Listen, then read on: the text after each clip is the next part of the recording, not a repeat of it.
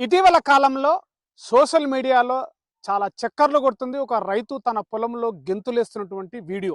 పోతే ఏంటి వస్తే ఏంటి తిండే లేదని దిగులే పడని జన్మే నాదేరా. ఇది ఎక్కడో కాదు, మహబూబ్ నగర్ జిల్లా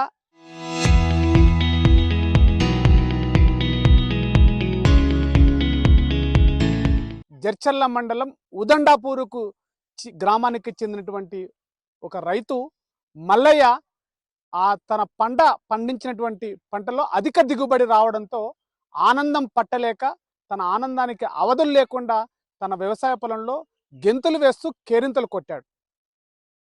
రైతే రాజు అనే మాట నిజమా అబద్ధమా? ఆ రైతు ఒకవేళ రాజు అయితే ఎలా ఉంటాడు? ఆ ఆనందం ఎలా ఉంటుంది? ఆ ఆనందానికి అవధులు ఉంటాయా? ప్రస్తుతం ఉదండాపూర్ గ్రామంలో ఉన్నాం, రైతు మల్లయ్యతో ఉన్నాం. ఆ మల్లయ్య రైతుతో మాట్లాడేటువంటి ప్రయత్నం చేద్దాం. తాత బాగున్నావా? ఏంది సోషల్ మీడియాలో, ఫోన్లలో, టీవీలో ఎక్కడ చూసినా నీవే వస్తున్నావు, తెలుసా నీకు? తెలుసా? ఏం ఏం చేసినావు నువ్వు? నేనేం చేసిన అంటే ఒక ఎకరా భూమి నాటేసుకున్నా.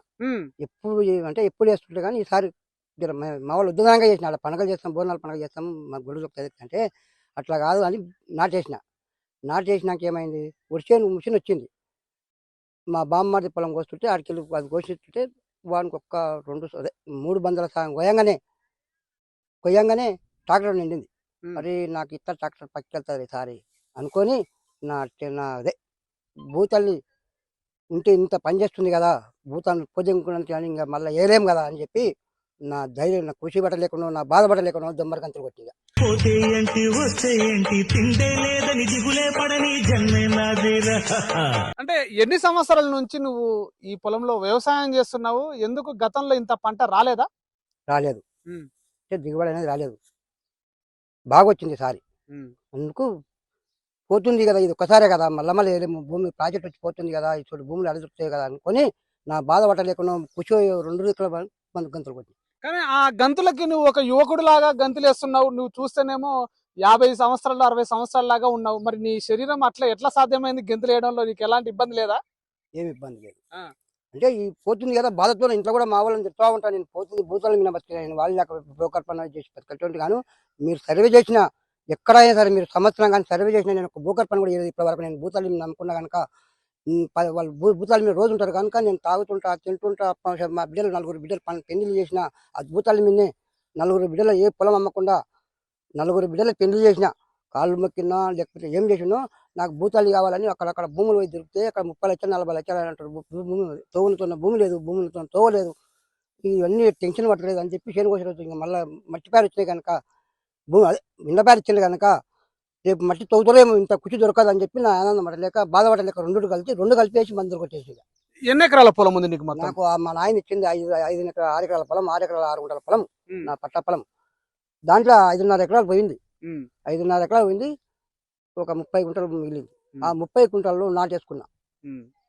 ఇక్కడికి వెళ్ళి రేపు పైలు వచ్చినాక మట్టి తవ్వుతారని నాకు తెలుసు అని ఈ బాధ ఏ బాధ అంటే అని చెప్పి వేసేసి సార్. అంటే కాలువ వచ్చిందంటే ఎక్కడ, ఏ ప్రాజెక్ట్ కింద పోయింది మీ పొలం? ప్రాజెక్టు ఉదండాపురం గ్రామం ప్రాజెక్టు. 5 ఎకరాల పొలం నీకున్న పొలం మొత్తం పోతుందా?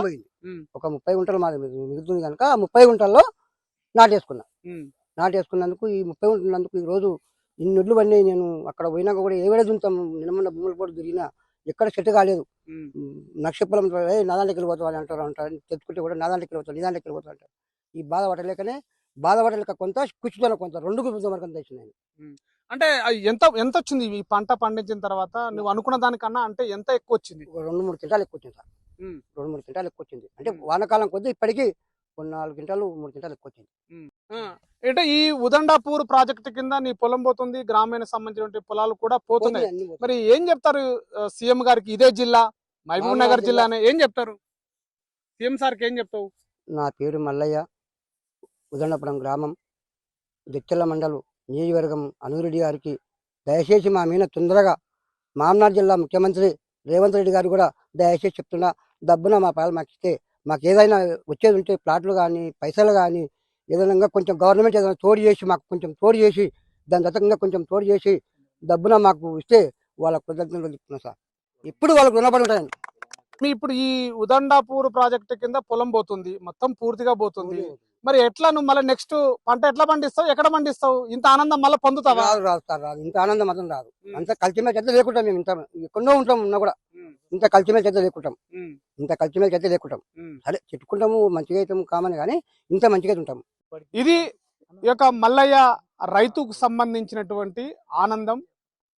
ఈ ఆనందాన్ని కూడా తన పండించినటువంటి పంట పొలంలో తనకు గతంలో కంటే అధిక దిగుబడి రావడం, ఈ యొక్క పంట పొలాలు కూడా పాలమూరు రంగారెడ్డి ప్రాజెక్టు ఉదండాపూర్ రిజర్వాయర్ కింద పోవడంతో ఎప్పుడూ పండనటువంటి పంట ఇప్పుడు ఒక్కసారిగా తనకు ఎక్కువగా రావడంతో కూడా ఆనందాన్ని పట్టలేక తన యొక్క ఆనందాన్ని ఈ భూతల్లితోటి పంచుకున్నటువంటి పరిస్థితి.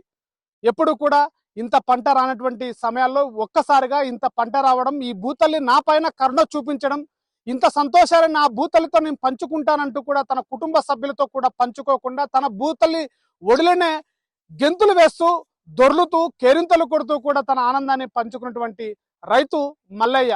ఇది రాబోయే రోజుల్లో కూడా ఈ యొక్క ప్రాజెక్టు సంబంధించినటువంటి భూములు కోల్పోయినటువంటి రైతుల యొక్క భూములని మా డబ్బులు కూడా తిరిగి ఇవ్వాలని ఇటు స్థానిక ఎమ్మెల్యేను, అటు ఈ జిల్లాకు చెందినటువంటి ముఖ్యమంత్రి రేవంత్ రెడ్డిని మల్లయ్య వినయపూర్వకంగా కోరుతున్నటువంటి పరిస్థితి. కెమెరా పర్సన్ నర్సింగ్తో శివాజీ, RTV, మహబూబ్ నగర్ జిల్లా.